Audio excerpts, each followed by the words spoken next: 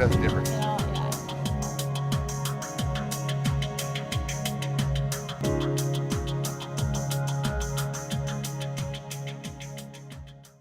Here we are bottom fishing, much heavier reel and rod, much sturdier rod. The sturdy stick here, much shorter and stiffer, and the multi-action reel. And there is a drag mechanism here controlled by the star. So forward is tighter, backward is looser. You want a little bit of resistance so as to make that big halibut or lingcod work for the line. We're going to put a spreader bar, a weight, and a leader. So this is what it looks like. We have the 100-pound Firewire main line, a 1-pound cannonball, a spreader bar, stainless spreader bar that spreads the bait away from the weight. So when it drops down, this is going to go up with the bait on it. It is not going to get tangled in the main line. So that's how it works. So let's hook our bait up. Sometimes we use salmon bellies, sometimes we use herring. Through the eye, like that, pull it through like this, pierce the skin, roll it up, pull it through, and bury the shank back in, and right through the eye like that. Something like that.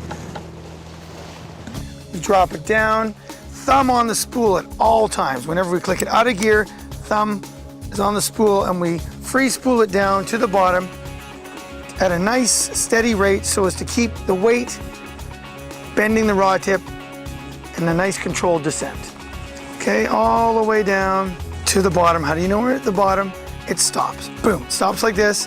Your line goes slack, click it in gear, half a wind up, making sure that the drag is set so that if we get a big one on, it can take line, and it's a jigging maneuver. Jigging like this. When you do get a bite, it's a little tap, tap, tap. Best thing to do is nothing, just let it take it. Eventually it starts to bend the rod tip, you put your thumb on the spool line, and boom, hammer it and start winding.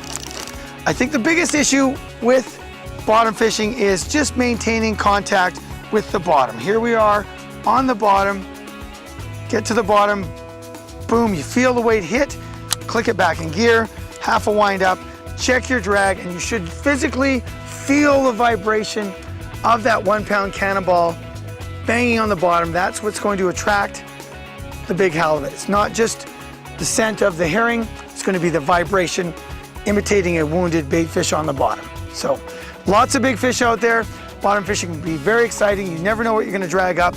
It takes a lot of patience and perseverance, but hang on, because there's 100-pounders out there, and that's what creates the mythology of Rivers Inlet.